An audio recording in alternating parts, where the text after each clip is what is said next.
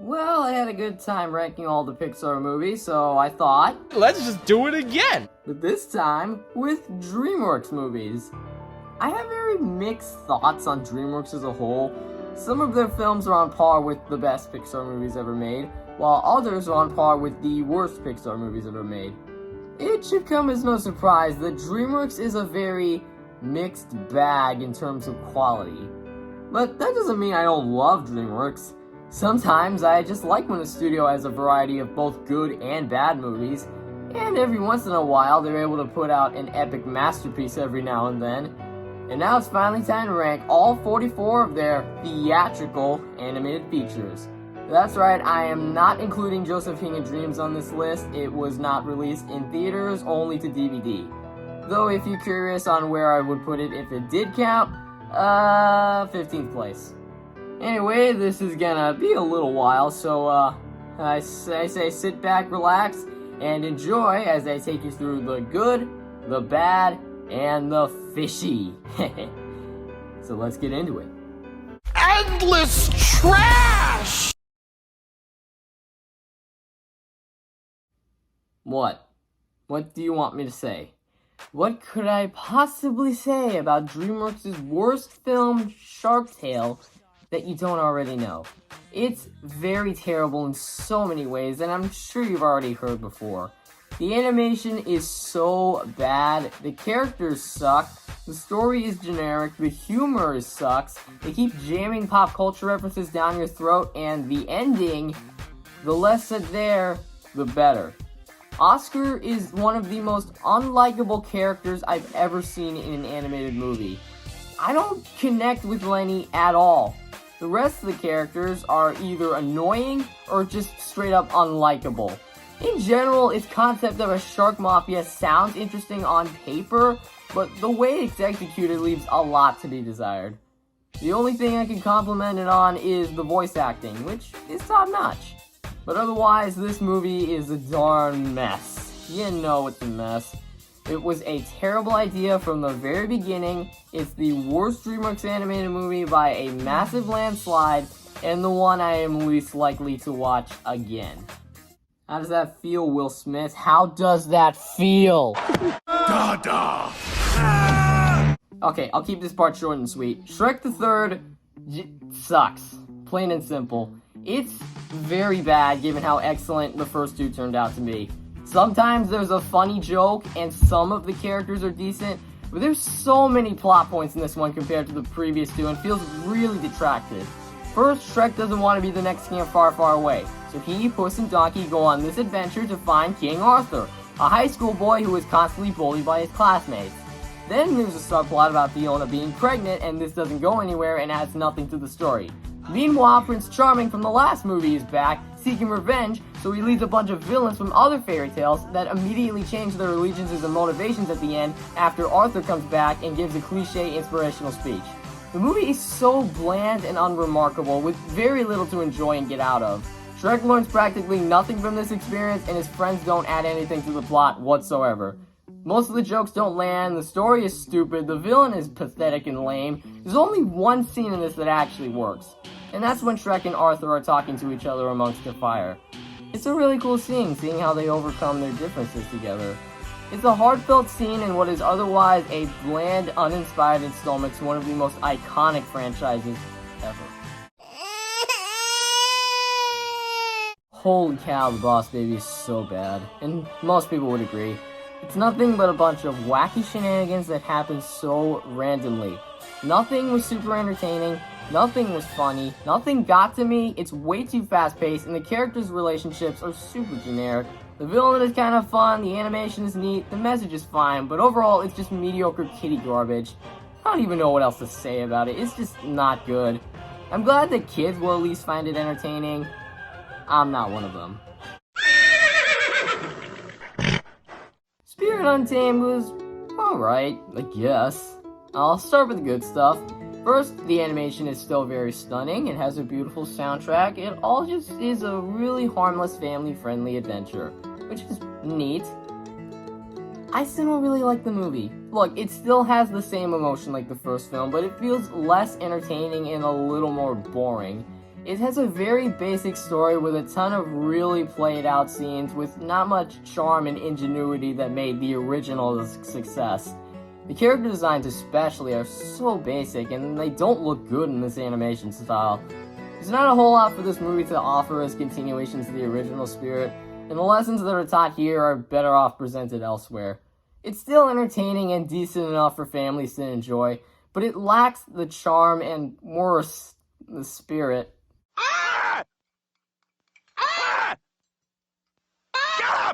The Boss Baby Family Business was actually not terrible. Like, it basically is the same as the first movie with a lot of crazy shenanigans and action-packed nonsensical scenes, but weirdly enough, I kind of like this movie more than the original. One of the things I unexpectedly liked about it was the time skip. I like seeing a much older Tim now raising a family, which I think is kind of neat. The dynamic between the brothers was a lot more entertaining. The characters in general are more entertaining to me. The villain is also funny, the adventure is more engaging, the message is kind of more deep, and have I mentioned that I'm kind of shocked that I kind of enjoyed this movie? With that said, it's still kind of bad. It has a lot of weirdly animated clips, and there's a lot of plot points and character conflicts here and there, but overall I had an unexpectedly decent time with this movie. It's not good, absolutely not, but there's some things I kind of enjoyed more here compared to the original. So yeah, overall, slight improvement. I am a caveman! Yeah, I'm not a super big fan of the Croods. I liked it as a kid, but there's some weird stuff that happens here. Okay, first, the animation is very stunning. All the unique landscapes and voice actors do a pretty solid job in their roles. The movie itself isn't awful, there's some charming moments, but it wore off during the middle chunk and it wasn't super engaging. It's just a bunch of family conflicts that ruin the experience. It does, however, have some solid jokes and sometimes enticing action that hype up the tone in some way, but it doesn't make up for the dull and boring scenes in the middle. I don't really know what else to say. It's alright. Nothing more, nothing less. This little rat is guilty! I did not like Flushed Away. Look, it's fine for what it is, and it has its perks and funny moments, but they really don't make up for what is a short and ultimately forgettable film. Compared to other DreamWorks movies, Flushed Away lacks that heartfelt story and engaging adventure. It instead offers childish scenes with very exaggerated physical comedy and humor at such an immature level. They also do all those cliches like misunderstandings with the main characters and the main character being all alone, which was kind of forced. Look, it's still a decent time for families to enjoy and maybe get out of, and the characters aren't horrible with the villain being the standout, but otherwise a lot of it is just basic kids movie crap. I'm sorry, I'm just not feeling this movie, and overall I'm not a huge fan of claymation in general. All I have left to say is the singing slugs were the best part. Won't you be sweeter to me? No cracks, Gromit. We've forgotten the cracks. I'm sorry, I'm just not a fan of Wallace and Gromit, The Curse of the Were Rabbit. Okay, don't get me wrong, it has some tension and scary bits here and there are some parts I laughed at, but man, it's so slow in the pacing. I don't mind when characters vibe with each other as long as there is a cohesive story to back it up, but this didn't have it for me. What story it has is very clunky and it has some weird plot points it throws in. First, there is a vicar who is greedy and clearly not concerned about his flock. Then it's about Wallace mutating into a giant rabbit. Then the entire theme of the rabbit plotline was that it was wrong to ever kill animals. In fact, every character in the movie seemed to take it as a gospel that rabbits had more right to live than they had to kill them for food or to stop them from raiding their food. What? So yeah, this movie wasn't super engaging in my opinion, but again, I didn't hate it. There were some parts I enjoyed. The opening is solid, the final battle is great, and in general some of the action was kind of solid. Overall, it's a decent movie to love, but for me, it's got some stuff holding it back. Good to know it has its fans though. That's a plus, I guess. You maniac! You burned it up! Madagascar 1 is the weakest Madagascar movie in my opinion. Despite its cult following, I've never really been a big fan of this one compared to the sequels. Honestly, it's kind of ridiculous that this huge franchise spawned from this movie because it really isn't anything special. I like the first 20 minutes or so, with the Zoosters just living their lives pretty fine. But once Marty abandons the group and they all get washed ashore to the island of Madagascar, the plot stops flowing and becomes really repetitive. Sometimes it's funny and emotional, other times it needs to reference pop culture, which is kind of weird. The animation is kind of on the same level as Shark Tale, but not as dated. All this movie is just the main characters hanging out with a bunch of lemurs. They also add in this plot about these Fusa animals who apparently are the essential villains, even though they are barely in it at all. The movie does have some scenes that work, like the What a Wonderful World segment, and the final battle and reconciliation between Alex and his friends was kinda heartfelt. But overall, it's not my go-to Madagascar movie. It's a fun, nostalgic film for all ages, but it's not all that good at the same time. Obviously, the penguins are the best characters in the entire series. There's no denying that. Well, this sucks. What a ripoff. Antz was DreamWorks' very first animated blockbuster, and is also a huge middle finger to Pixar's A Bug's Life, and is what started the huge rivalry between DreamWorks and Disney. This movie is basically a worse version of A Bug's Life. The main character is just Flick again, but less entertaining. Many scenes that happen feel unfocused and all over the place. It's too focused on zipping to different settings that it's hard to say whether or not this movie's good overall. Its adult themes and jokes are there, but come out as a bit jarring. And none of the characters are unlikable, but they feel kind of uninteresting at the same time. The timing on a lot of the jokes feels off in a lot of places. And I don't know if it has something to do with the animation or the story, but yeah, at the end of the day, Antz is fine, but it feels too mediocre to put out as your studio's first feature film. It's alright. Nothing more, nothing less. Hello, darkness, my old friend. Trolls is a weird franchise to talk about, because like other DreamWorks content, these movies are some of their most basic. It does have catchy songs here and there, the voice actors do a pretty solid job with their roles, and this movie's version of Can't Stop the Feeling especially is really great. And yeah, that's everything good about the Trolls movies. The first film really isn't anything special. The Trolls characters feel flat and uninteresting. It has a basic story and is overall kind of a weird musical. It's not awful, which is a huge accomplishment, but it's still a completely whatever movie that I have zero opinion on. I honestly think Trolls World Tour is a little better, because I found its plot to be a tad more interesting. I like the idea of there being different troll tribes that all represent different types of music. That was pretty creative. But all in all, these are basically the same movies. Nothing infuriating, but nothing super special either. The things that saved it from being horrendous were the songs, the animation, and the dynamic between the two main characters. Everything else is just kind of meh. I still can't believe we're getting a third movie already. Like, this series doesn't even feel that old and it's already becoming a trilogy. What the heck? Whoa! The snail is fast! I might be one of few people who actually prefers Turbo over the Croods. Because while I came out of the Croods thinking I learned something about its time period and world, I came out of Turbo having a little more fun with it. The downside is that Turbo is another movie I find to be kind of mid. Like Trolls, its story feels very basic. All it is just a snail who goes fast and gets a chance to race with the big boys, so there's no tension or high stakes.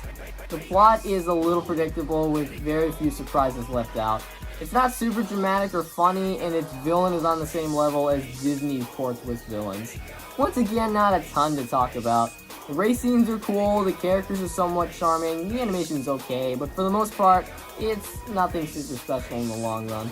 Nothing terrible, once again, but nothing impressive either. It's fine. Well, what I need, my friend, is a row of chickens. Chickens? Chickens! Mechanical chickens as far as the eye can see. Chicken Run is the best of the DreamWorks Aardman trilogy. I like the characters in action enough, and the score is excellent. The climax is my favorite part of its entirety, mostly because of how amazing and tense it becomes. It's mostly the story that threw me off a bit.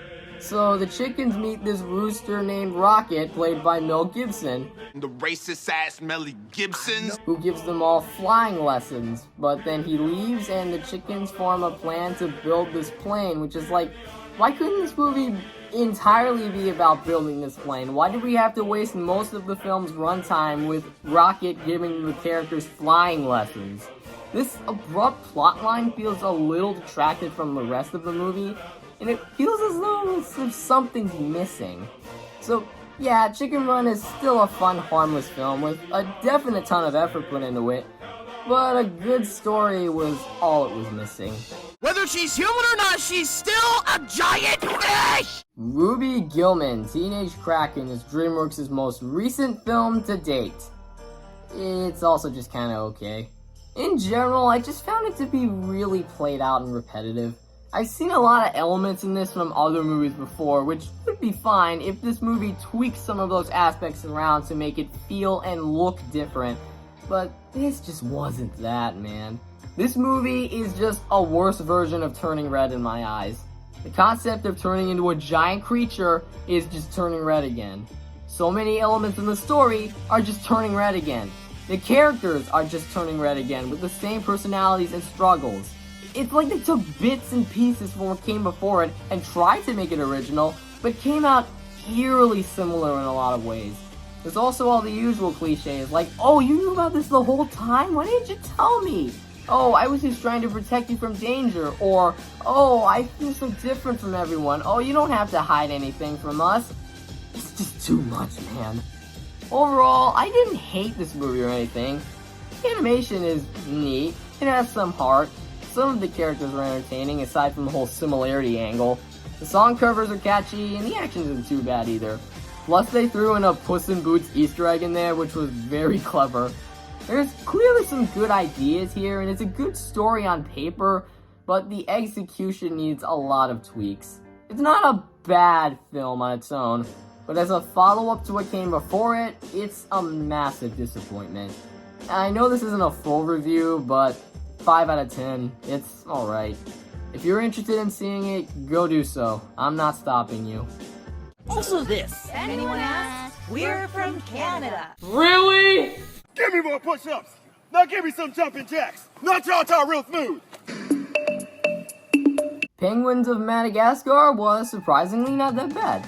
When it lacks in comedy compared to the main Madagascar series, it embraces itself with a fun villain and crazy action sequences.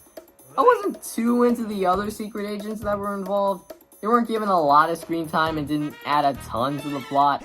And the emotional moments didn't quite hit me as much compared to other DreamWorks movies. Furthermore, I just don't really buy the whole thing about Private not being a valued member of the team. None of the characters really undervalued him, so when did they start having a problem with it now? Whatever, overall, Penguins of Madagascar is a fun movie with clearly a ton of effort and care put into it, but it also has a lot holding it back from being as good. Still, I recommend it, but the show was slightly better.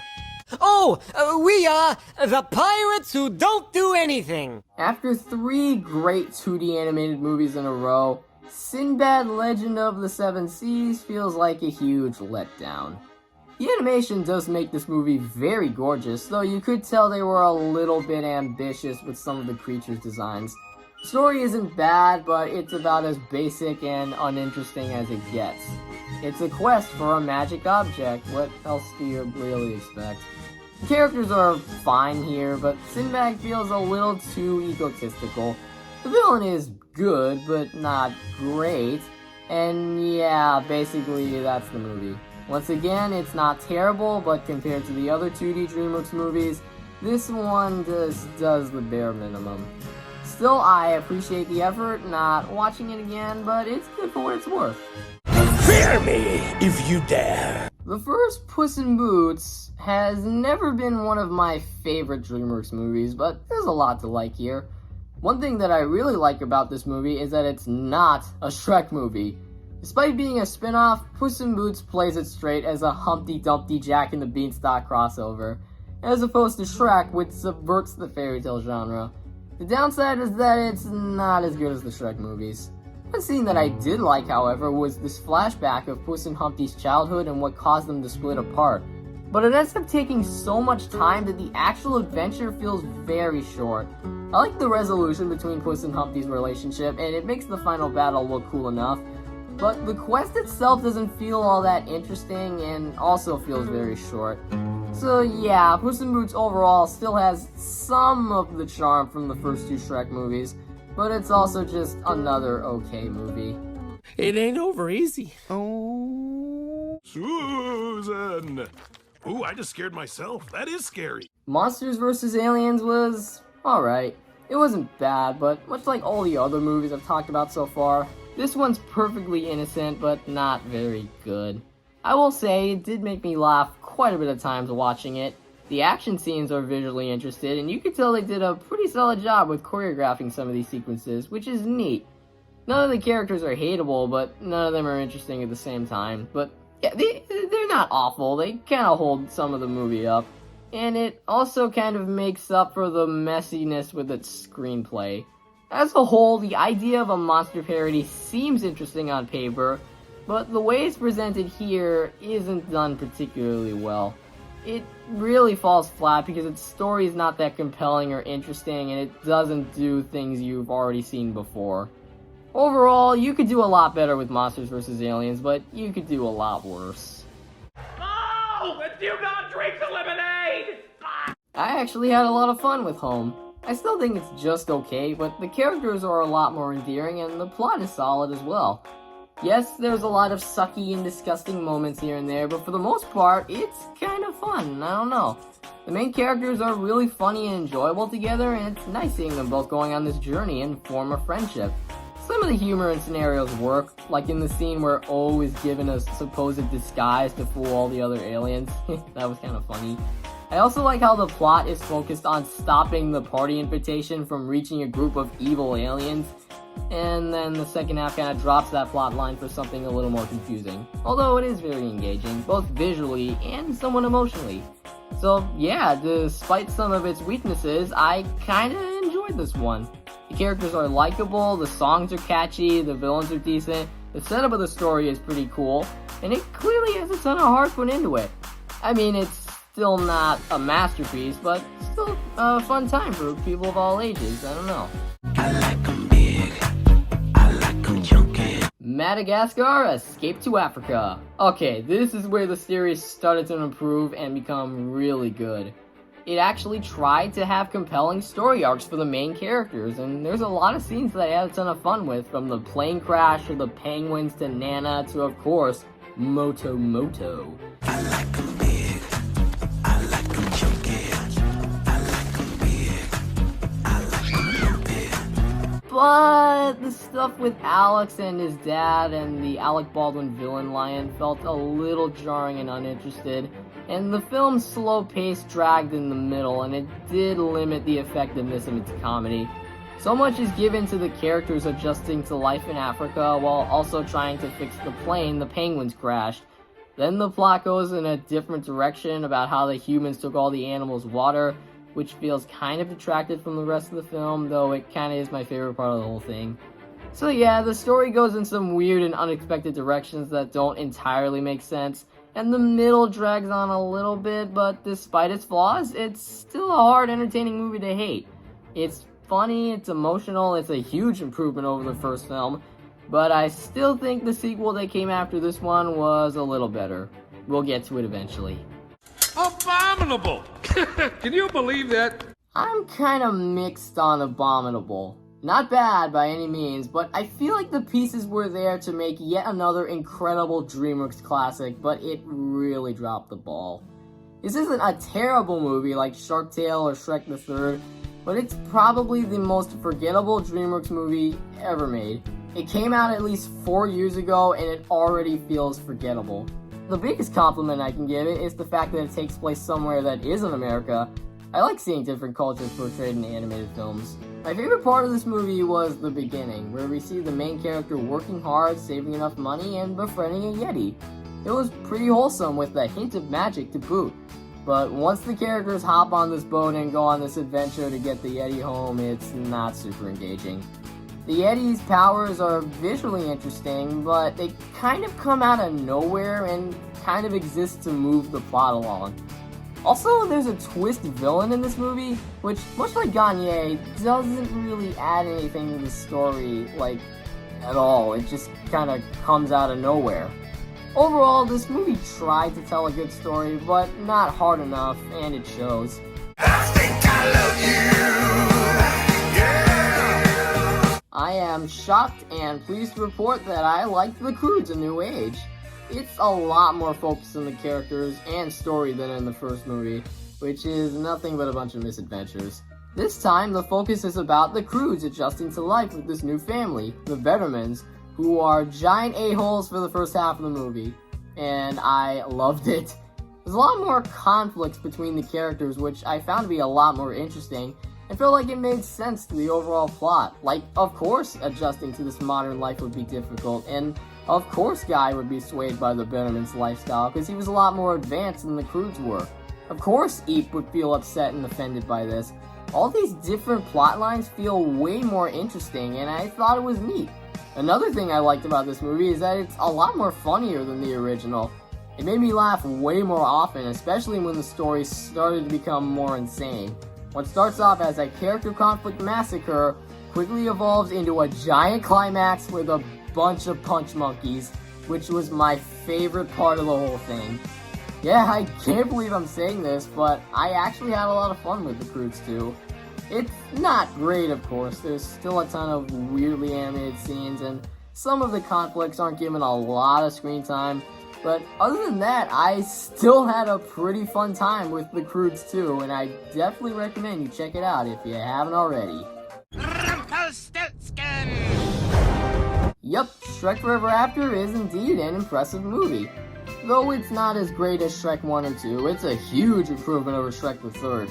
The movie helped the franchise gain some of its heart back that was lacking in the third film, and it had some terrific dramatic and amazing scenes. All the problems lie with the actual story. It doesn't expand the universe that much, and it only exists as a vision of what Shrek's life would be without his friends. Which is understandable, but it makes the overall film feel underwhelming. It's like we've already reached the magic of Shrek, and it feels very drab. Shrek's character development is kind of compelling, the villain is great, the jokes are decent, and the ending is wholesome. And the best way to conclude the movie and the franchise as a whole. You know, for now, Shrek 5's on its way. I'm happy to revisit it once in a while, and I'm glad many people are starting to see it for the masterpiece that it is. It's just not quite up there for me. Tra-la-la! And we enter the top 20 with Captain Underpants, the first epic movie, which is shockingly very good. I've never read the actual book series, but I could tell that a ton of people enjoyed them, and I could definitely tell that a ton of people enjoyed this movie. This is the one DreamWorks movie where poop and fart jokes work. The animation style is incredible, capturing that comic book feel and magic. George and Harold have a really strong friendship. Professor Poopy Pants is so hilarious every time he's on screen. And of course, Captain Underpants himself is amazing. This movie's a bit clunky around the middle, like a little too much time is given to hiding Captain Underpants and keeping him from turning back into Mr. Krupp, and not enough time is given to the villain and the fun battle sequences, which do happen, but come around the point where the movie is almost over, because, you know, we gotta have a climax, which is a little underwhelming. Aside from that, this is still a really good time that'll delight fans of the original book series. Pretty good.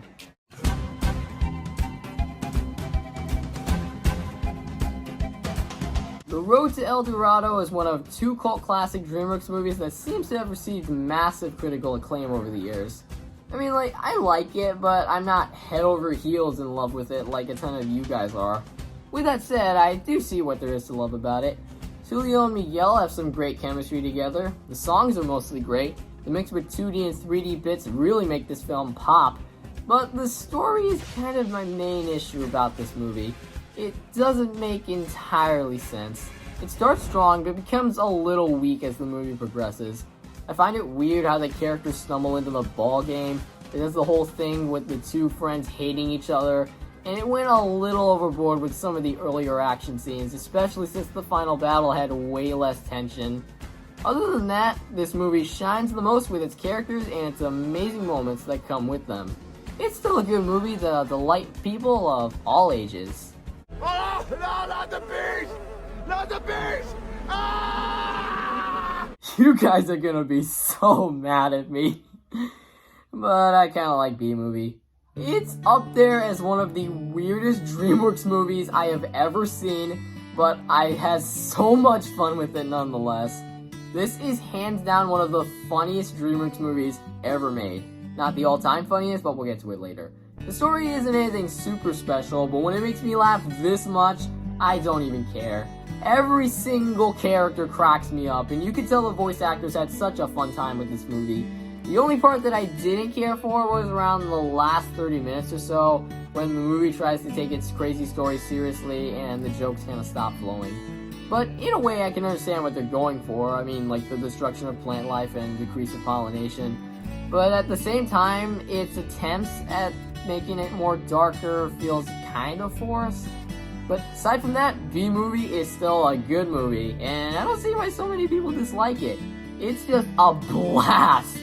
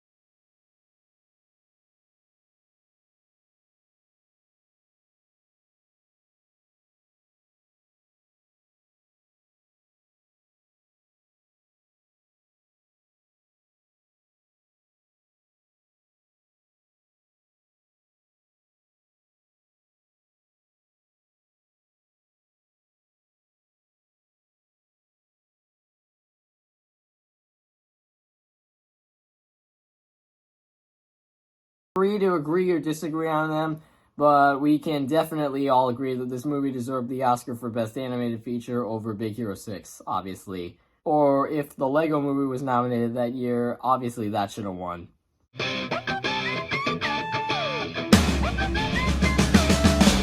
Over the Hedge is a really good movie. I forgot how much I enjoyed it. It's so fun. The visuals are great, the characters are entertaining, its story is surprisingly tight, the villains are funny, the jokes mostly land, the music is solid. It's just such a hard movie to hate. DreamWorks has made their fair share of sucky films over the years, but Over the Hedge is a jam of a movie and definitely underrated. From the stories to the Ben Folds music to the cast and characters, all of it is just a heck of a fun time. I wouldn't call it one of my all-time favorites, but it really is a good one. Check it out if for some reason you haven't already, because I think it still holds up pretty well. Madagascar 3, Europe's Most Wanted, is easily the best one.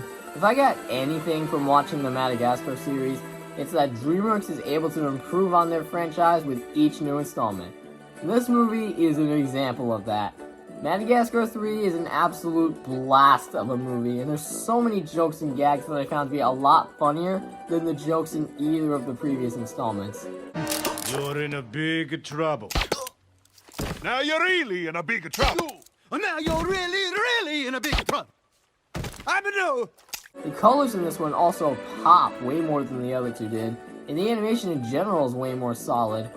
I do wish some of the other characters were given more screen time. Like, Marty, Melman, and Gloria get sidelined pretty hard in some instances, except for Alex, who's basically in charge of keeping the circus at its best. And of course, this movie has that overused liar reveal plotline, which again comes across as really forced.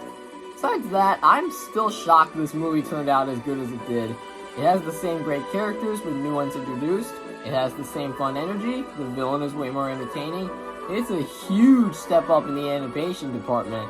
It's not amazing or super deep, but I still like it, and it remains as a miraculously good conclusion to a hysterical franchise. Justice! The most important meal of the day. Kung Fu Panda 3 is easily the weakest in the series, but it is the one that made me laugh the most. But aside from the humor, watching this after the first two movies, it's clearly noticeable that this movie isn't trying as hard. Kai in particular is a decent villain, and J.K. Simmons delivers a ton to his character, but it doesn't have that same emotional backstory or scary appearance as Tai Lung and Shen. Also, a lot of this movie takes place in this panda village, which is lighthearted and fun enough, but does detract a bit from the story, and there's not as much tension as there should be until the climax. Aside from that, Kung Fu Panda 3 manages to still be a really good time. I love its message about being yourself and who you are as your own individual, plus many scenes with both opposed dads are strong, the humor is still intact, the action is still amazing, the emotional weight still hits, the animation and colors are better than ever. At the end of the day, it's still Kung Fu Panda. Despite being the weakest of the bunch, it's still a really good chapter of an ongoing story that may or may not go to waste. We'll have to wait and see. What are you doing? Tinkering with time can weaken the very fabric of the universe. I'm astonished that Mr. Peabody and Sherman doesn't get enough attention. This movie is great. It's so funny, exciting, heartwarming, and the jokes and references to history really land. I love the connection between Mr. Peabody and Sherman. I dig all the historical jokes and references and the different time travel shenanigans. The premise of this movie makes for so much wacky fun. The animation has its own unique visual style. The voice acting is great. Practically everything about this movie is cool on some level. It's just so hard to hate. It doesn't have too many super strong themes or deep emotional connections, but it's just really fun, and I would definitely recommend you check it out if you skipped out on it. You are the guardians of the multiverse. Rise of the Guardians really should have been given more respect than it was given initially. It did okay critically and okay financially, and it was just kind of left forgotten from the rest of DreamWorks' output. This is definitely one of DreamWorks' most underappreciated and strongest movies ever. I love how unique the world building and the holiday icons are portrayed. I like the concept of all the holiday heroes coming together, and the relationships that grow between all of them are really nice. I will say the one character that stands out from the pack is easily Jack Frost. I love his identity crisis and wanting to be seen by others, while also trying to find out who he is. He deals with so many realistic ideals while also remaining his own charming, funny self. Some elements aren't that great, like the villain, who, while is a good threat, is nonetheless really boring with such a weird basic design. Also, the animation on the humans in general looks very weird and off-putting to me. It kinda gives off some weird pre-Croods animation vibes. Aside from that, the creative concept is solid, the characters are enjoyable, and as a whole, it's just a bittersweet, wholesome, great film, and deserves better than what it got. I've been a bad boy. I really love the bad guys. This movie has it all. Slick comic book animation, humor that works, dramatic weight, and amazing action sequences. Granted, some elements of messaging in the story were used better in something like Zootopia, and while these elements aren't executed as well in this film, it has its own special charm to it. Its themes about not judging a book by its cover are kind of predictable, but the fast-paced story and charming characters make it manage to stand out. It's funny, it's heartfelt, it's just all around a great time. Definitely worth your time to check out. Somebody once told me. Oh, Shrek. This is what changed DreamWorks Animation forever, and is what influenced the medium of animation as a whole. This movie is really great and has it all. The way it subverts Disney musicals and the fairy tale genre as a whole is really well done. When you first watch the opening scene, you might think of it at first as your average fairy tale movie, but then Shrek rips the page and opens with that iconic all-star song, letting you know exactly what movie it's going to turn out to be. Almost every pop song this movie throws in somehow fits well with the scenes they're used in. From the iconic all-star, like I said, to I'm on my way, to Hallelujah, to, of course, I'm a believer. Its sense of humor is very laid back and natural, and sees most of the jokes through the different interactions with the characters. The casting for this movie is still so good because of how much they fit the characters. Shrek and Fiona's character arcs provide brilliant messages about accepting the good in yourself and not judging others based on their looks, and it ends in a very brilliant and satisfying way. This movie doesn't have a lie reveal plotline, but it does kind of have that cliche misunderstandings with the character's trope, which comes across as forced. But Shrek is still funny and emotional, the songs are great, and it's endlessly entertaining and rewatchable. Even though it did kind of cause a huge storm on the internet. Oh, Pinocchio! Go on, bud. Lead them to the hidden world. How to Train Your Dragon: The Hidden World is a triumph of a final chapter. I am shocked that some people hate this movie, and I really don't understand all the negativity. But with that said, it definitely has some things holding it back.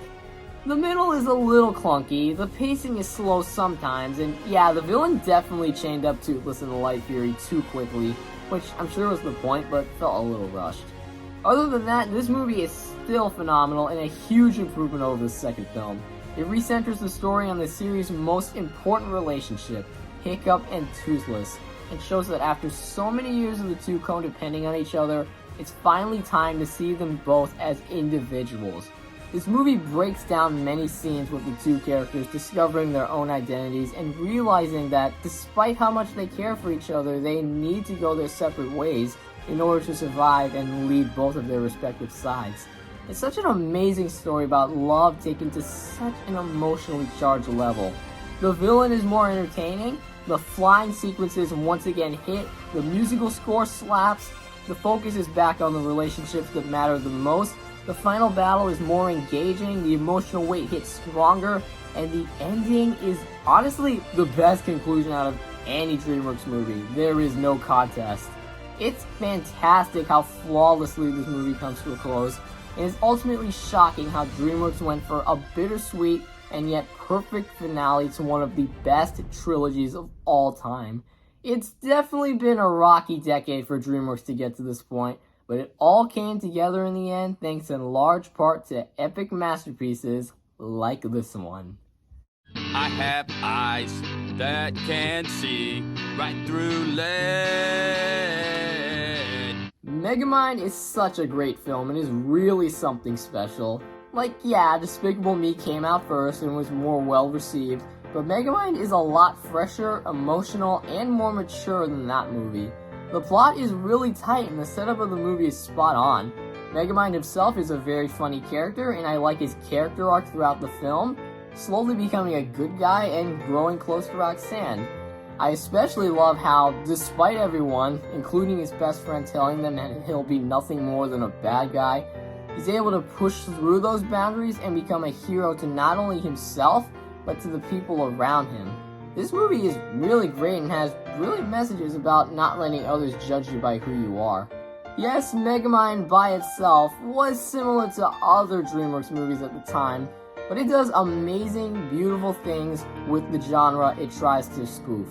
It has no reason for being as great as it is now, but as long as it remains that way, I'm glad a ton of people are starting to give it the attention it deserves. It's an engaging, clever, fun, powerful, genius film. I'm gonna kick your ass! There is so much to love about Kung Fu Panda. It has so much awesomeness on many levels. I'm very surprised with how well this movie works. It gives out a familiar but powerful depiction about trying to live up to impossible standards thrust upon you. But at the same time, it's nice to see Po persevere through all of it despite everyone telling him to quit. The lessons from Master Oogway are relatable and interesting. The pain Tai Lung had to go through when he told he was destined for greatness is really compelling. Every single character is not only memorable, but they are also really relatable in their own things, which makes the drama very strong. And said drama is shown in some pretty intense, amazing fight sequences, all of which that end in a more laid-back and goofy climax that illustrates Po's unique fighting skills. The fact that a big fat panda like Po can defeat Tai Lung using the abilities that make him special instead of trying to be someone he's not is a really connecting message for both kids and adults. It's really cool how a movie this humorous is able to tell such a powerful and relatable story that works so well. On top of that, Jack Black is just epic, man. If I had any complaints, it would probably be a bit of messiness with the story around the middle, but for the most part, it's simply great. Check it out. It's sweet.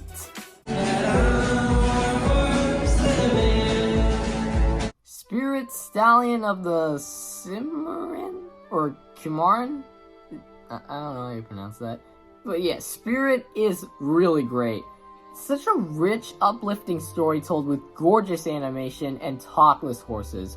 I love Spirit's romantic moments with the female horse and his friendship with the humans. These two relationships are so realistic and natural that it earns every dramatic moment it gets.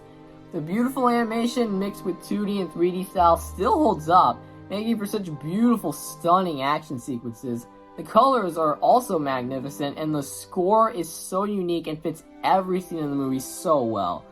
This movie really is great on so many levels, and is easily one of DreamWorks' most underrated artistic movies ever. The only real issue I have is Matt Damon narrating the horse thoughts. It sticks out like a sore thumb. It doesn't fit this movie at all, and doesn't really work for me. His voice is just so jarring. Who is your favorite fearless hero? Who is your favorite fearless hero? Boy, am I surprised Puss in Boots: The Last Wish turned out this great. The mix with 2D and 3D animation is really colorful and brings the tension up. Puss's characters become the most interesting he's ever been. The amount of characters added in give way more variety to the movie, more so than the first film did, with nothing feeling overstuffed in the slightest. And to top it all off, whenever it's time for a battle scene, the animation goes super Spider-Verse and gives out some of the best stuff out of animation since said movie. Honestly, there's very little wrong with this movie. I do think the first half dragged a little too long and I kinda wanted the plot to get started, but aside from that, this is still one of the most artistic animated movies and sequels by far. And if DreamWorks continues to pump out bangers like this, I can't wait to see what they do next. Wait, you motherfucker! Weirdly enough, I enjoyed Kung Fu Panda 2 a lot more than the original, and it's easily the best in the series for me so far. It's less funny, and some of the characters could have been fleshed out a little more, but its emotional weight hits harder than its predecessor and successor. This movie is very emotional and hard to get out of without crying once. It tells a miraculously strong story about grief, abandonment, emotional turmoil, and it works so well. On top of that, it gives out an important lesson about how the past doesn't define who you are in the present. Watching Po find inner peace and process his trauma so he can heal and acknowledge that it doesn't define who he is now is phenomenal and easily the best scene in the entire movie. Shen is the most evil DreamWorks villain ever and poses a perfect threat to Po. This might be the only time in the series where Po's connection to the villain is the focus of the plot, and it all builds up to a brilliant, emotionally charged final duel. Kung Fu Panda 2 is an absolute masterpiece. Its visual effects are striking, it tells a great story, it's dramatic, it's engaging, it has nearly everything that makes a sequel to Kung Fu Panda perfect. Dragon! Compared to most DreamWorks' usual output, with a well-known celebrity voice cast and somewhat crude humor, the first How to Train Your Dragon feels the most like it was aimed toward a much older audience. It has the soothing yet fantastic musical score, it has a great bond between a quirky character and an animal sidekick, it feels more mature and not too cartoony or babyish, which is a trap some of the other DreamWorks films can fall into it at times. For How to Train Your Dragon, it captures that source of magic that isn't really presented in any of their other films, even with many of their highs. Overall, this is a masterpiece to the point where I don't really know what else to add that hasn't already been said. It's filled with breathtaking sequences, heartbreaking yet relatable moments, an amazing score, and a story that manages to be well told and powerful. This is one of those DreamWorks movies that anyone can instantly enjoy. And it's impossible to deny what a beautiful work of art this movie and this series truly turned out to be. Hit it! God, I love Shrek 2. Every single one of its aspects works so well.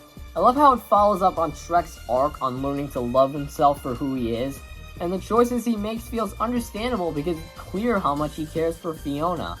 The romance in general between the two feels legitimate and is handled very well.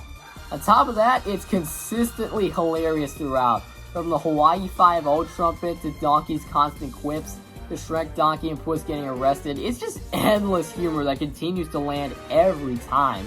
And then there's the climax, which is easily the best scene in the entire movie, blending I Need a Hero with the score and being able to balance tension, humor, and excitement. It ends in a satisfying and heartfelt way. Overall, a true masterpiece of a film and another one of DreamWorks' best animated sequels of all time. Speaking of which... The Prince of Egypt might be the best animated film DreamWorks has ever made, and one that I doubt they'll be able to top. It's amazing how much of an unexpected masterpiece it became. A movie that tells the story it wants to tell without any flaws or imperfections. Nothing is overdone or feels dumbed down with unnecessary things. This is the true gem of an animated adaptation that very few studios have managed to top. It takes its messages and ideas through the visuals and score alone. The songs are all equally sharp, not just from a musical perspective, but from a visual standpoint as well. Not a single song in this movie feels detracted and contributes so much to the size and scope of the story, taking animation to the next level. The characters are all amazing, with the growing rift between Moses and Ramesses being the biggest standout. The different segments in this movie do an amazing job of embracing itself with its dark, tragic, and genius story. It's amazing to see a biblical movie with a ton of respect and faithfulness put in, and ultimately managed to capture what made the original story of Moses impactful to many. The Prince of Egypt is not only the best biblical adaptation of all time, but also the best DreamWorks movie of all time. It's a bold, beautifully crafted, artistic masterpiece of a movie, and the greatest achievement of DreamWorks Animation.